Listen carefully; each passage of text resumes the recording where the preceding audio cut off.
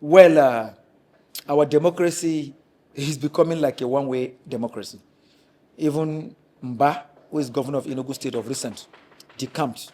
Most of the top opposition leaders are now in APC. And people have insinuated that APC is trying to turn Nigeria to one-party state, even though the opposition is also in disarray. The PDP now, they are loggerheads with each other. ADC is there, SDP and host of others. But the way it looks, APC has taken most of the formidable opposition people. Because if you are able to get a governor from Southeast to decamp, that is a very big plus, because you know the Southeast supported Peter Obi, they never supported Tinubu.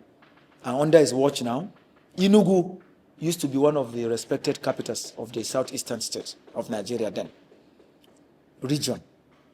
So for Enugu governor to decamp to APC, that tells you that APC is trying to make Nigeria a one-way traffic, whatever.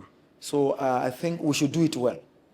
Of recent, there were rumors, even though the state apparatus did not bring any statement to that effect. Even they said the former governor of Bayelsa is under run.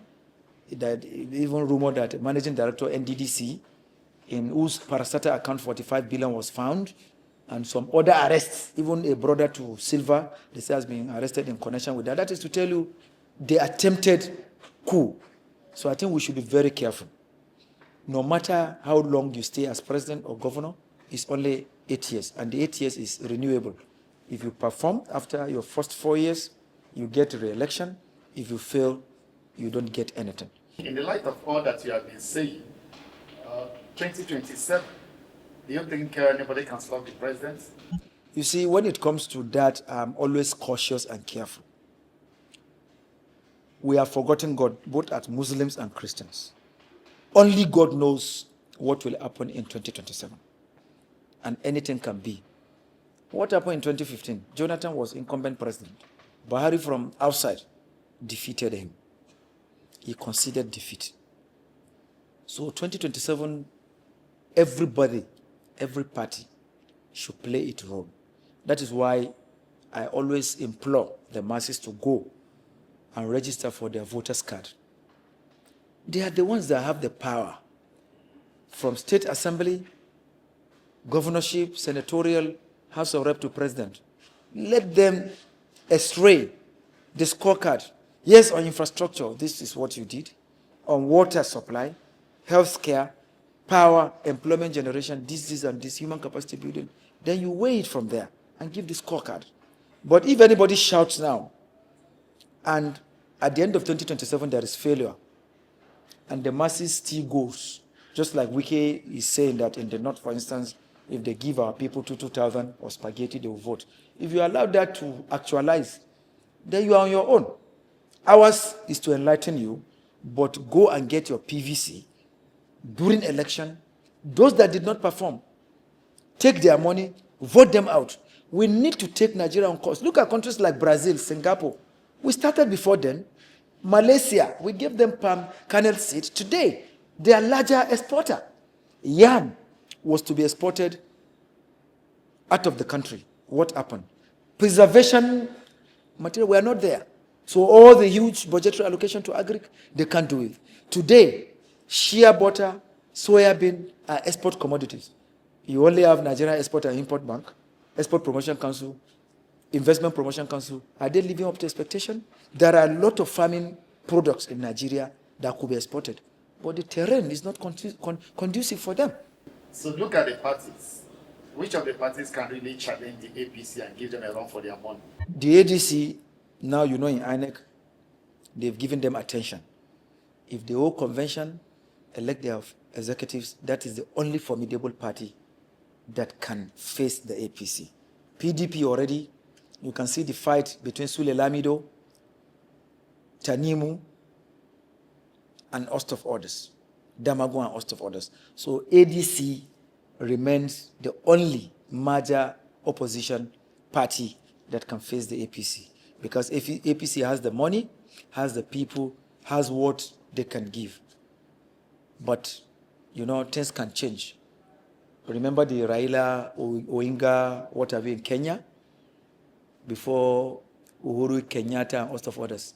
So a lot of things. What about Modi in India? BJP party in India stayed in opposition for 30 years. But what happened? When the time was right and the masses were highly enlightened, BJP is now in charge of government in India. So we can be reading, we can be watching. It can be affected in Nigeria. Power incumbency does not matter. We are the ones that have the strength of vote, strength of voting out the bad ones among them. But Nigerians, the voters, it is argued that our votes don't count. What do you say? That's why the politicians or the leaders behave the way they do. That's the narrative in some quarters, that if our votes count, our leaders will be behaving the way they are doing. Well, with what Nigerians have faced now, I think our votes will count. They might say, even though it remains allegation, it didn't count previously, but I want to tell you in 2027, it is going to count because a lot of enlightenments are ongoing. Our votes will count.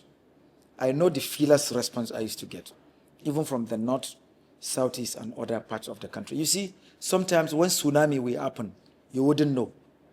People will be having their free day, having it in their favor. But God does anything possible. By 2027, the God we worship, both Muslim and Christians, will intervene. And you see, even in INEC, the chairman, federal commissioners, resident electoral commissioners, returning officers. My advice is that Nigerians, let's not mortgage our future. But in doing that, let us also remember that we don't have any other country but Nigeria. Let's not involve in violence. Let us get our PVCs, enlighten ourselves.